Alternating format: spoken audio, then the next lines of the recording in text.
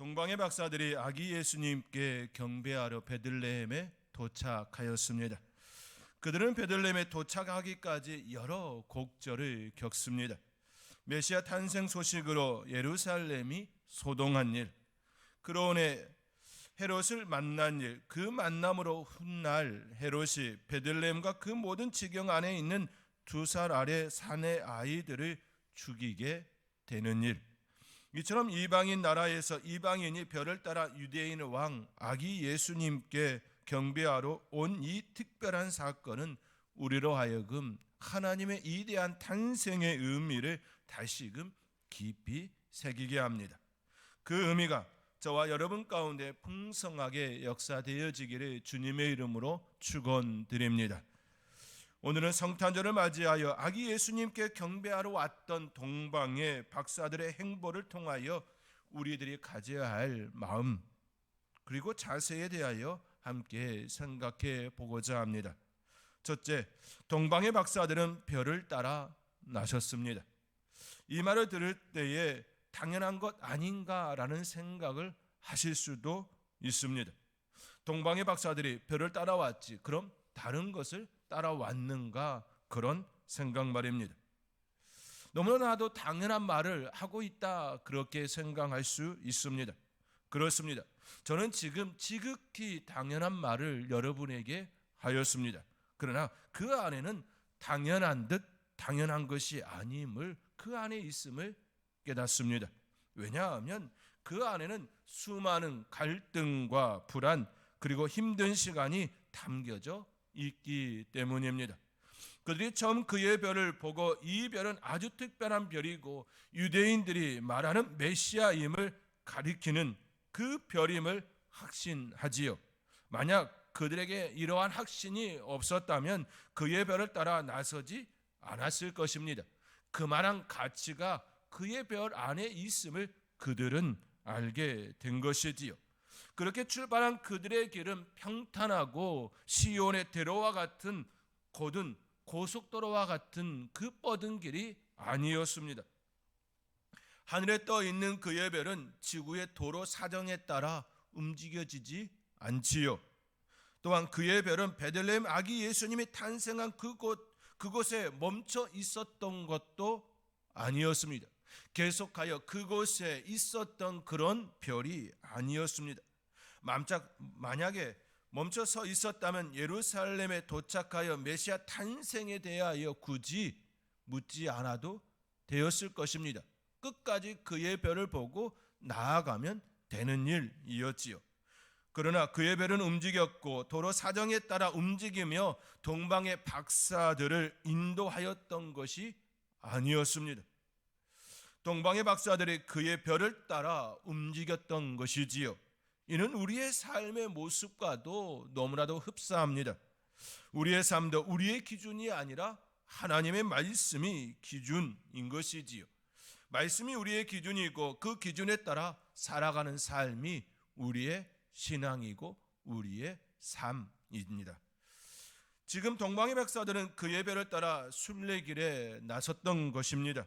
그들은 그의 별이 멈추면 멈추었고 움직이면 그 움직임에 따라 움직였던 것입니다. 마치 출애굽한 이스라엘 백성들이 불기둥과 구름 기둥에 따라 움직였던 것과 같습니다. 출애굽기 40장 36절 37절의 말씀에 구름이 성막 위에서 떠오를 때에는 이스라엘 자손이 그 모든 행진하는 길에 앞으로 나아갔고 구름이 떠오르지 않을 때에는 떠오르는 날까지 나아가지 아니하였으며, 출애굽한 이스라엘 백성들은 구름이 떠오르면 행진하였고 구름이 떠오르지 않으면 떠오른 날까지 나아가지 않았습니다. 하나님께서는 이 단순한 원리를 통하여 그들에게 순종을 가르쳐 주셨습니다. 동방의 박사들도 마찬가지였습니다. 그의 별에 따라 움직였습니다. 그런데 그들에게 그의 별이 보이지 않았던 때가 있었습니다.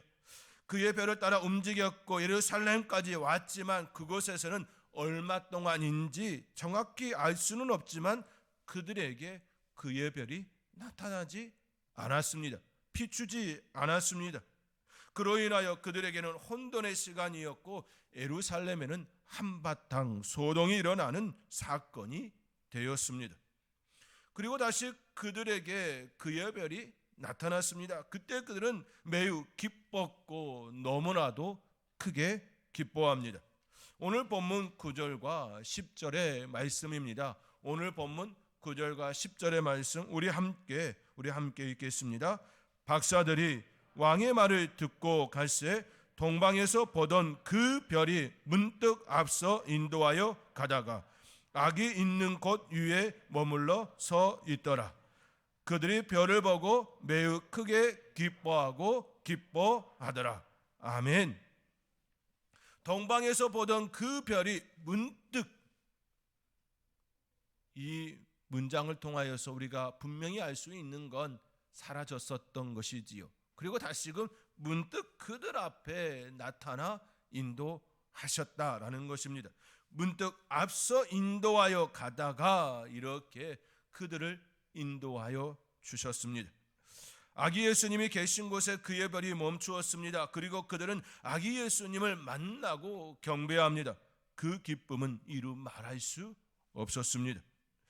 그들이 이처럼 메시아를 만나고 기뻐할 수 있었던 것은 그들에게는 메시아를 만나고자 하는 간절함, 그들의 마음에 간절함이 있었기 때문입니다. 그들의 땅에서 예루살렘, 베들레헴에 오기까지 그들은 예수님을 만나고자 하는, 메시아를 만나고자 하는 그 간절함으로 지금까지 왔습니다. 또한 더 나아가 그의 별을 따라 움직이는 순종이 그들에게 있었습니다. 이스라엘 백성들이 광야에서 구름을 따라 순종의 모습을 배움과 같이 그들은 그의 별을 따라 순종의 모습으로 나아가 결국 아기 예수님 메시아를 만나는 기쁨을 누리게 되어졌습니다. 우리에게도 동방의 박사들과 같이 간절함과 순종이 있어야 될 줄 믿습니다. 그 모습으로 하나님의 아들 예수 그리스도를 만나는 축복이 저와 여러분 가운데 풍성하게 일어나기를 주님의 이름으로 축원드립니다. 둘째로 그들은 선물을 준비하였습니다. 동방의 박사들은 메시아를 만날 것임을 확신하였습니다. 그렇게 볼 수 있는 이유는 그들이 아기 예수님을 만나며 드릴 선물을 미리 준비하였다는 데 있습니다. 그들이 그의 땅을 출발하기에 앞서서 아기 예수님께 드릴 그 예물을 미리 준비하였던 것입니다.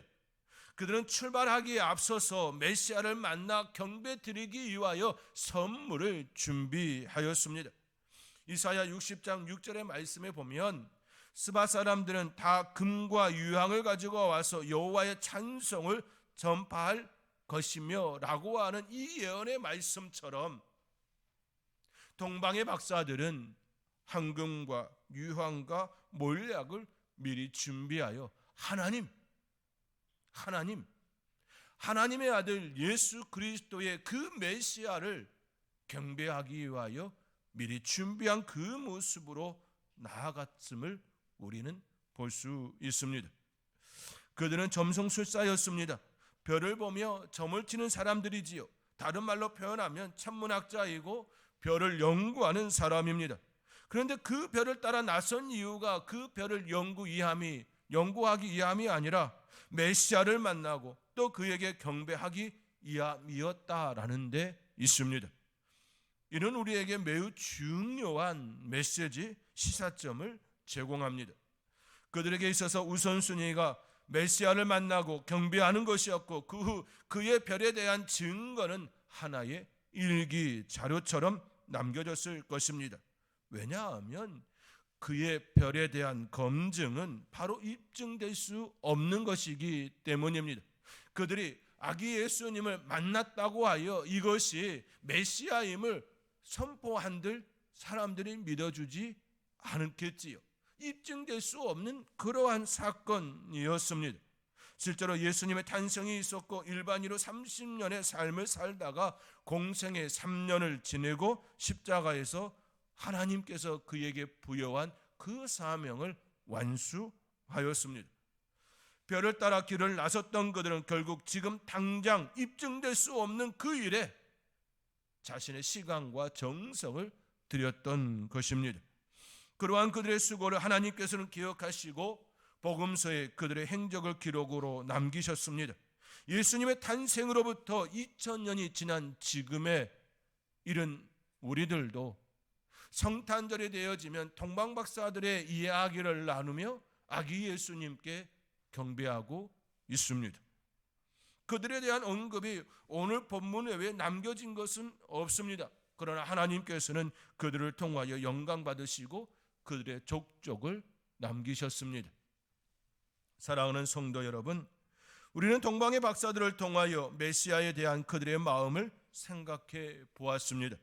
그들은 이방인이었지만 메시아를 만나고자 하는 간절함이 그들에게 있었습니다. 그리고 별을 따라 나선 순종이 있었습니다. 뿐만 아니라 그들의 업적보다 선물을 준비하며 그분께 먼저 경배하고자 하였습니다. 성탄절을 맞이하여 우리의 마음도 동방의 박사들과 같이 되어 주님을 만나는 기쁨이 저와 여러분 가운데 풍성하게 일어나게 되기를 주님의 이름으로 축원드립니다. 기도하겠습니다.